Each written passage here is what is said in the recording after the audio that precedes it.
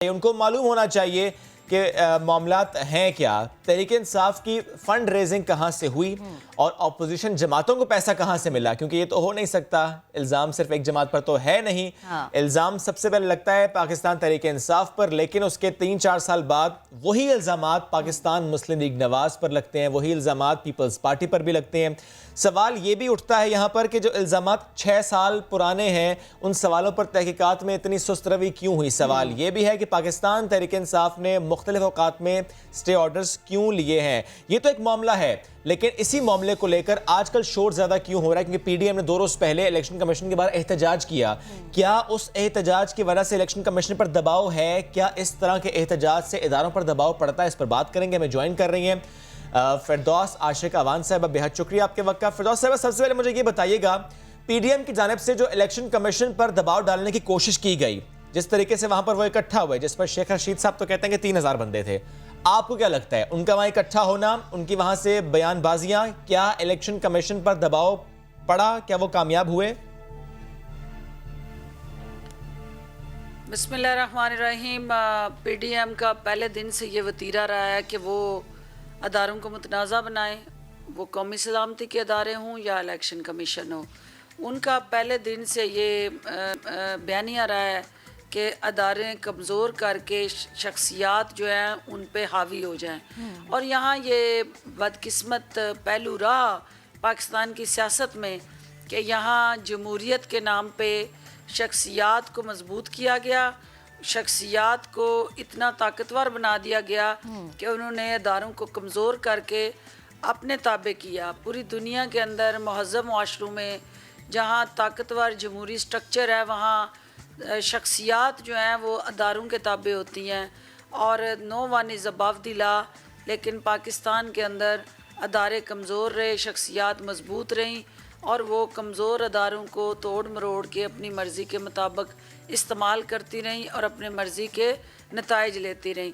पहली दफ़ा है कि वज़ीर आज़म पाकिस्तान ने अदारों को बाख्तियार बनाया, उनका जो आइनी और कानूनी रोल है उसको एम्पावर किया और उनको स्ट्रेंथन किया और उनको आज़ाद किया हुकूमती प्रेशर से।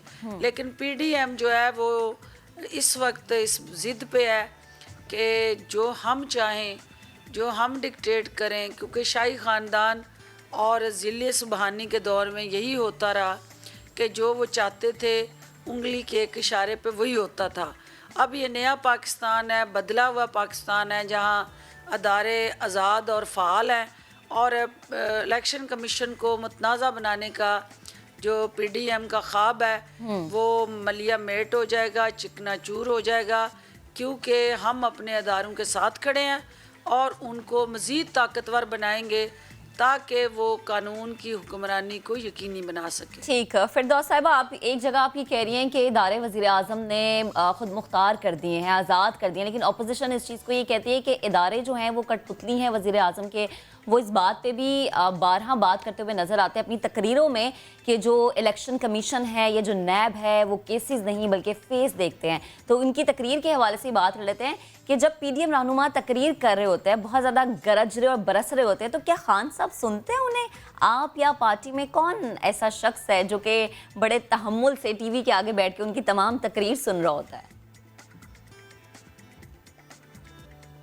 देखिए, हम अपना अपना काम कर रहे होते हैं, हम इनकी आओ बका, रौला रप्पा, शोरो गुल, आहें और सिसकियाँ और दर्द से भरे बयानिए जो हैं उनको हम सुनने के लिए ना तो फारग हैं और ना हमारी तवज्जो होती है।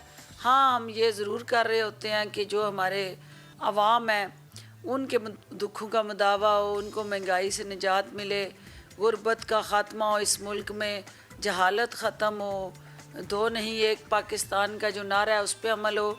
और जो खान साहब हैं उनको जो बाद में जब ये हक़ाइक़ बताए जाते हैं कि इतने लोग दिहाड़ी पे लेके आए थे, इतने मज़दूर थे और इतने उसमें, क्योंकि वो जिस जगह पे बैठे हैं उनके पास पूरा एक इंटेलिजेंस बेस्ड इंफॉर्मेशन नेटवर्क है।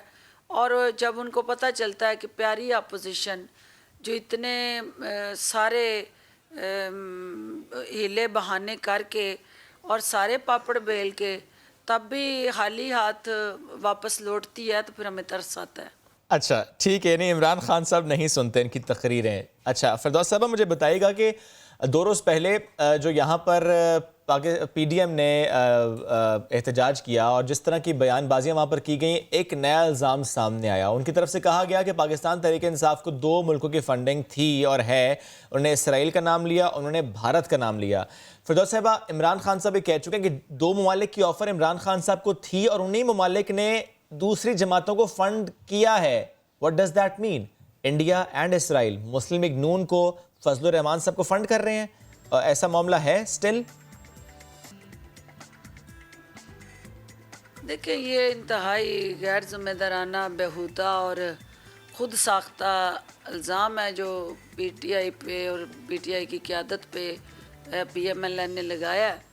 देखना ये है कि असल मसला क्या है। असल मसला इलेक्शन कमीशन ने चूँकि इनसे इनके अकाउंट्स का हिसाब मांग लिया है और इनको जो पैसे अकाउंट्स में आते रहे उनका जिस तरह से इन्होंने बेदरेग अपनी ज़ात पे इस्तेमाल किया है, तो इलेक्शन कमीशन ने उनके सारे अकाउंट्स और वो रजिस्टर और रसीदें तलब की हैं। तो अब वो उस इलेक्शन कमीशन पे चढ़ाई करके उसको कमज़ोर करना चाहते हैं, प्रेशर में लाना चाहते हैं और अपनी मर्ज़ी के फ़ैसले लेना चाहते हैं।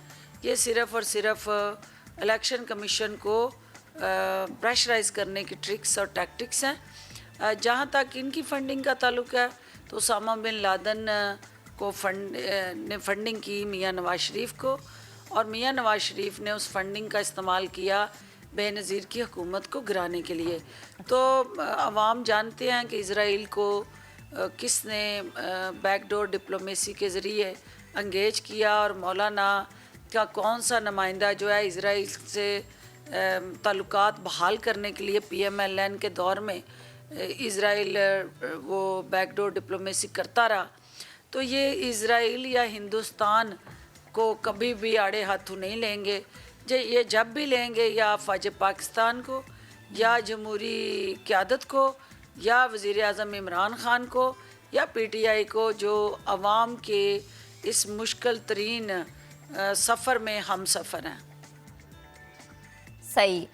अच्छा फिरदौस साहिबा, जैसे आप कह भी रही हैं कि कभी भी जो है ये इंडिया या इजराइल को आड़े हाथों नहीं लेंगे, जब भी तनकीद करेंगे पाक फौज पे करेंगे या फिर जमहूरी हुकूमत पर लाइक पीटीआई पर करेंगे, तो पीडीएम रहनुमाओं की जो तकरीरें हैं उसमें हम वाज़ेह वो अल्फाज सुनते हैं जिसमें अवाम को बगावत पर उकसाया जा रहा है।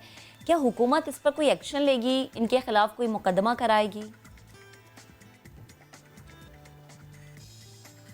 ये देखें, ये कौन कह रहा है?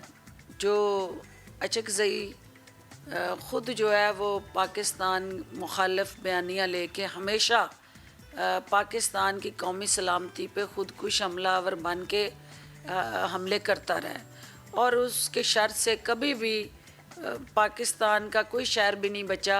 वो लाहौर आता है तो लाहौरियों पे चढ़ दौड़ता है, वो इस्लामाबाद जाता है तो इस्लामाबाद के हवाले से वो इस किस्म की नाज़ेबा गुफ्तगू करता है और वो स्किन को ये गुर्स खा रहा है जो ख़ुद जो है वो इस वक्त माहिर तरीन चोर हैं और जिन्होंने ख़जाने को जिस तरह दीमक बन के चाट लिया, उनको कह रहा है कि ख़जानों और गोदामों पे चढ़ दौड़े।